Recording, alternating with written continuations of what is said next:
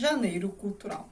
Neste vídeo vocês vão saber o que eu li em janeiro de 2021, os livros que eu recebi em janeiro e dezembro, os filmes e séries que eu assisti nas últimas semanas, as músicas que eu escutei e o que eu indico de vídeo por aí, canal no YouTube. Então confiram.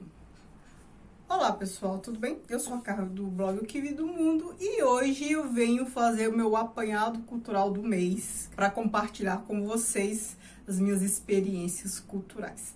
Antes de começar a falar, apresentar, comentar, peço para que você se inscreva neste canal, caso ainda não seja inscrito, e que me siga nas redes sociais, O Que Vi do Mundo, Instagram e Facebook, que é a página do blog. Agora vamos lá, que tem bastante coisa para mostrar, para apresentar, e eu não quero que esse vídeo fique muito longo, porque é bobagem, porque vai ficar. Primeiro, o que eu tenho que citar é Crônica da Casa Assassinada, do Lúcio Cardoso, que é o livro que vocês escolheram para o nosso clube de leitura de dezembro e janeiro. Para clube de leitura, gente, eu faço um vídeo só no final da leitura, né? A gente lê num bimestre, no mês seguinte eu faço o vídeo. Sobre este livro, eu já fiz o vídeo, inclusive. Não sei se foi o último que eu publiquei ou se vai ser o próximo que eu vou publicar. Então nem vou comentar sobre ele, vocês aguardem, né? Resumindo em uma linha, assim, para quem não sabe do que se trata esse livro, aqui é a história da Nina, uma moça que se casou com um cara de uma família tradicional de Minas Gerais, só que ela não se adequa muito bem àquela vida. Ela é uma espécie assim de Madame Bovary. Ela é muito bonita, chama muita atenção e tal. E a história toda são narrativas sobre essa Nina. Então, é a Nina narrando sobre o que se passou, o filho dela, o marido dela, a cunhada, não sei o quê. E a gente vai entrando em contato com tudo que houve por meio de relatos. É um romance epistolar? Pode ser considerado epistolar, né? Porque não há um narrador aqui. Aqui são várias vozes, vários focos narrativos. A gente acaba descobrindo o que aconteceu pelo diário de um, pelo relato de outro, pela confissão de outro. E, enfim, assim se constrói toda a história. Mas aguardem o vídeo específico. Outro livro que eu reli, foi O Perfume, do Patrick Suskind. Eu tinha lido esse livro há muitos anos, antes de passar aquela temporada na França. Aqui é a história do Jean-Baptiste Grenouille. Este sobrenome significa o que em português? Esta criatura nasceu, foi abandonada, não tinha família, porque a mãe foi assassinada, porque tentou matar, enfim, uma confusão aqui. E ele era uma criatura assim, malquista por onde passava, desde criança. Então ninguém queria cuidar dele e tal. Ele tinha um olfato bem desenvolvido. Ele é um psicopata, né? Isso não é dito aqui, mas pelo comportamento dele, todo o comportamento dele, desde criança, é comportamento de psicopata. Aquela pessoa sem empatia pelo outro, indiferente a tudo, mas com esse olfato bem desenvolvido. E ele mata por conta disso. Então, assim, ele acaba matando moças. Isso não é spoiler, gente. Isso acontece desde o começo do livro. Se não puder contar nem o que acontece no começo, spoiler se eu contasse o que acontece no fim, neste caso aqui, certo? Que eu não vou contar. Ele acaba matando moças para apreender o perfume delas, né? Então, assim, mais depois da fase adulta, ele começa a trabalhar com perfumistas, ele quer conseguir a experiência, né, de ser um oficial ali, do perfumista, depois trabalha, ele inventa perfumes fabulosos que encantam pessoas, reis, pessoas da nobreza e tal. Depois ele vai para o sul da França, e aí que esse livro me fez remeter o período que eu morei lá, porque ele vai para uma cidade que hoje, na época devia ser também, mas hoje ela é conhecida como a cidade dos perfumes, que é Grasse.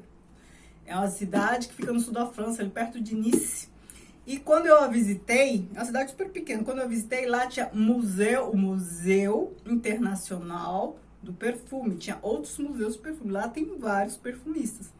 E foi um dos museus mais incríveis que eu já vi na vida. Então, quando ele começa a relatar aqui a experiência dele em Grasse, não sei o que, me lembrou essa experiência de conhecer essa cidade. Este museu é incrível porque todos os seus sentidos são submetidos à experiência do perfume. todos os sentidos que a gente tem. Se alguém quiser saber mais sobre isso, tem um post sobre essa cidade e sobre esse museu que eu vou deixar aqui, né? Um post no meu blog, eu vou deixar aqui para vocês terem ideia do que foi aquela experiência. Lá no post eu tô contando que era bem mais recente. Eu tava lá ainda quando fiz o post.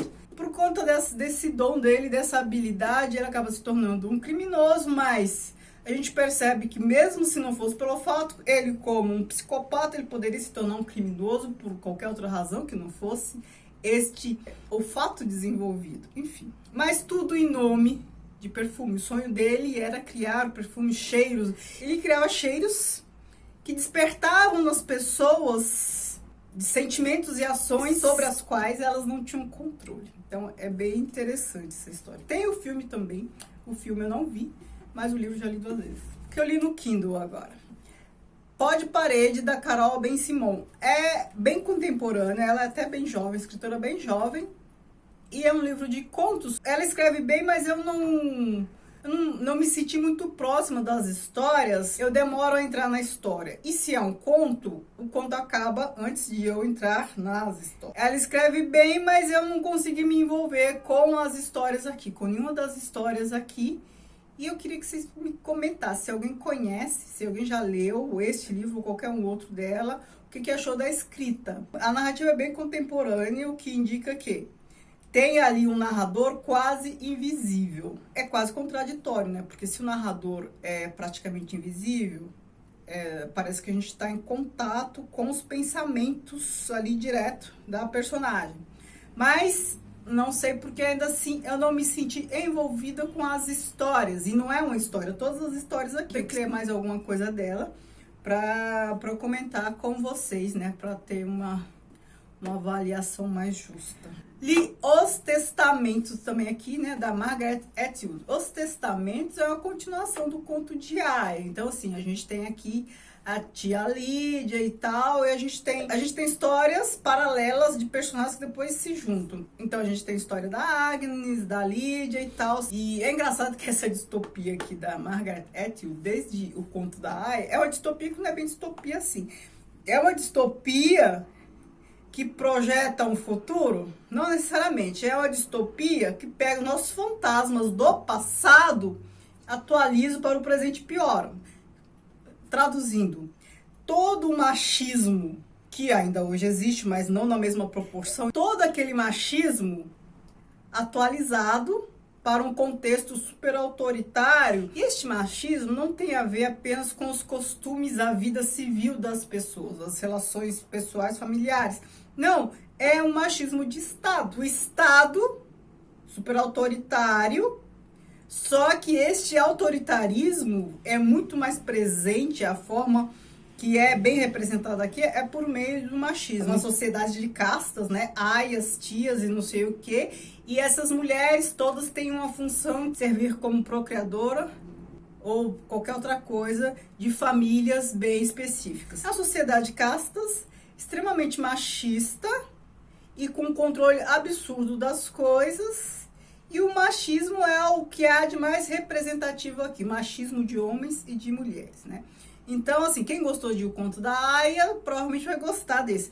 Gostei, eu gostei, mas assim, distopia não é meu gênero favorito. Eu gosto muito daquelas clássicas, né? 1984, Admirável Mundo Novo, Fahrenheit 451. Mas, pra mim, aquelas lá estão num patamar superior do que essas aqui, certo? Outro que eu li foi Nem Preto, Nem Branco, muito pelo contrário, da Lilia Schwartz.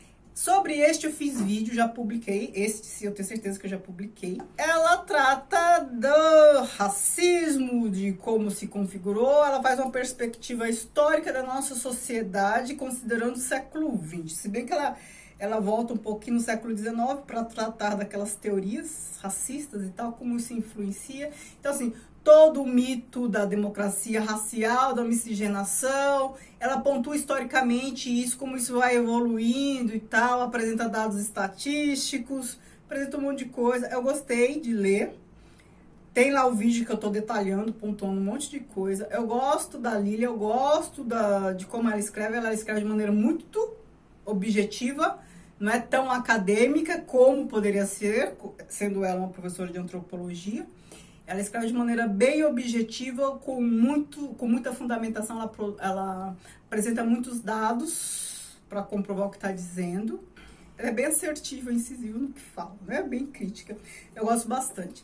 Li este porque eu estou fazendo uma pesquisa sobre este tema, então assim, vocês vão me ouvir falar deste tema, por meio de várias outras obras. Não sei se eu vou fazer resenha de outras obras. Se vocês quiserem, tudo bem. Mas para não ficar resenhas de um tema muito repetitivo aqui, se vocês pedirem mais coisa, eu faço resenha, faço vídeo separado. O outro livro que eu li, terminei de ler, foi Torto-Arado, do Itamar Vieira Assunção. Vou fazer um vídeo ainda sobre ele, eu sei que vocês vão querer. E o Torto-Arado é um que eu disse que leria em 2021, né? Leituras para 2021. E é um livro que ganhou o prêmio Jabuti. Este livro me remeteu a várias outras histórias lidas e histórias vividas, né? Porque eu relembrei de muitas coisas aqui que aconteceram com a minha família e tal. Aqui é a história da Bibiane e da Belonísia, já nem lembro o nome dela.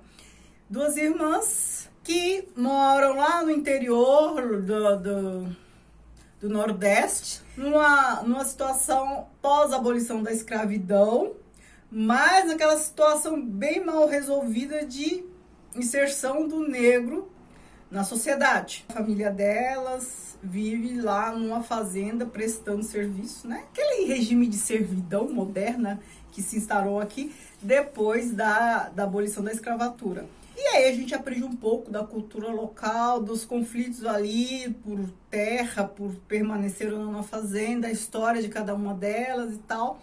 Vou fazer o vídeo à parte, não se preocupe. Certo? Agora eu vou mostrar para vocês o que eu adquiri nos últimos tempos. Eu vou mostrar aqui o que eu adquiri no Kindle. Não, eu adquiro mais livro e-books do que qualquer outro por conta de espaço. Então, um que eu adquiri, já li, foi esse que eu acabei de citar, Nem Preto Nem Branco, muito pelo contrário, da Lilia Schwartz. Outro dela que eu adquiri foi Retrato em Preto e Branco, parece quase o mesmo título, né? Eu comprei Nem Preto Nem Branco por acidente, porque eu achei que fosse esse, Retrato em Preto e Branco. Enfim, Retrato em Preto e Branco, ela tá lidando com o mesmo tema, só que ela analisa jornais aqui do estado de São Paulo e tal. É este livro que eu tinha interesse para minha pesquisa, que eu não li ainda. Quando eu ler, eu vou comentar com vocês. Torto-Arado, adquiri, que eu já li agora. Outro da Lilia que eu adquiri é A Bailarina da Morte, A Gripe Espanhola no Brasil. Não li ainda. O que é Ideologia, da Maria Helena Chauí. Este eu já comecei a ler, mas ainda não terminei. Só li 20% do livro. E eu tô gostando bastante. É um daqueles livros que a gente tem que ler muito devagar, porque tem bastante coisa para aprender. E por ter muita coisa para aprender, a gente tem que ir aos poucos, porque construir conhecimento não é fácil, é demorado e é dolorido, né? A gente fica naquele vai e vem dialético e tem que ler um pouquinho, associar com outras coisas, voltar, tô nesse processo. O livro é curto, mas não é tão simples assim. Devo fazer um vídeo para vocês sobre ele. Por que eu tô lendo? Para as minhas pesquisas também, mas por uma série de outras coisas. Outro livro que eu adquiri, que um de vocês me indicou. Eu nunca sei quem me indica, nunca cito o nome, então assim, não se ofenda, porque vocês são muitos e eu sou pouca. Mas quem me indicou sabe o que me indicou. É A Idade Média e o Dinheiro, do Jacques Le Goff. Fiquei muito interessada nessa história e assim que possível vou ler. Um outro que eu adquiri foi As Damas do Século XII, do Georges Duby. Ainda não li. O outro que eu adquiri porque vocês me indicaram o autor, não necessariamente o livro, é Alberto da Costa e Silva, Um Rio Chamado Atlântico. Isso eu adquiri e tá aqui ainda para eu ler em algum momento. Pó de Parede, eu adquiri, já li. Um outro que eu adquiri, esse eu lembro bem, quem me indicou, foi o Lucas, do Diário de Leitura. Compre-me o Céu, da Shin Han. Quando ele comentou o vídeo que eu falei da Shin Han, ele me indicou que é um livro sobre os filhos chineses que nasceram depois, acho que de 79, né? Quando as famílias podiam ter apenas um filho, né? A política de Estado. Outros que eu comprei na livraria: Infância, Escola e Modernidade, do Paulo Giraldelli. Isso aqui é para uma outra pesquisa que eu tô fazendo. Isso aqui é para o meu grupo de pesquisa. Eu sou pesquisadora de um grupo chamado Grupo de Pesquisas em Educação Cultural, GPEC, que é lá na USP. E aí eu tô lidando com um projeto que eu tenho que pesquisar sobre educação cultural, origem e tudo mais. E eu tenho que ler um capítulo deste livro aqui para uma discussão que eu vou ter com o meu orientador. Mas isso não tem nada a ver com a pesquisa ali sobre escravidão, abolição. Isso aqui é outra coisa. Você vê que eu sou complicada. O cânone mínimo, ou Bildungsroman, não sei como se diz isso, tá em alemão, na história da literatura da Vilma Patrícia Maas. Este aqui. Este livro eu tinha, comecei a ler, marquei tudo, meu orientador se interessou por ele, pediu emprestado, emprestei, e aí vocês sabem, né? Isso já faz 2 anos, ele não me devolveu ainda. Resolvi comprar outro, porque este eu também, pelo mesmo motivo desse, eu tenho que ler para usar na pesquisa sobre educação cultural, certo? Agora, o que eu ganhei de vocês são muito queridos, eu recebi alguns livros, ó, da Rochelle Bagatini, ela me mandou um direct no Instagram, queria me presentear com esse livro de autoria dela, entre outras 1000. Ela me deixou um bilhetinho muito fofo aqui, me deixou uma dedicatória gigante, uma letra lindíssima. Nem pensei que fosse manuscrito, pensei que fosse fonte de máquina de letra belíssima, Rochelle, linda, certo? Eu agradeço muito o carinho, agradeço muitas palavras e assim que eu ler eu comento por aqui. O Lucas, de Diário de Leitura, quis me presentear com 2 livros, eu até mostrei nos stories, porque ele quer que eu leia essas autoras, Nélida Pinhon, e claro, apesar de ouvir falar, conhecer assim de nome, eu nunca tinha lido nada dela, o livro é Um Dia Chegarei a Sagres. E a outra autora que ele elogiou muito, mas eu nunca tinha ouvido falar, é Augustina Bessa Luiz, a Sibila. Claro que ele indicou essas duas porque ele gosta muito, mas essa Augustina, então, ele que é pouco conhecida, né, menos conhecida que a outra, aí ele fez uma apresentação, aqui tem um bilhetinho dele, muito fofo, agradeço muito, carinho. Gente, quando vocês me mandam coisas assim, eu fico assim... pasma, porque eu penso, é muita delicadeza, é muito carinho, é muita gentileza, porque é um gasto, tô falando de dinheiro, é um gasto, é um desembolso aí, agradeço muito por isso. E o trabalho de colocar no correio, não sei o que, ainda mais em época de isolamento, gente, é muita gentileza, eu me sinto muito grata, vocês são muito queridos. E uma outra pessoa que me mandou, já tinha me mandado livros antes, e eu agradeço, quem me mandou sabe que mandou, porque eu não posso falar, a pessoa pediu para eu não dizer o nome dela.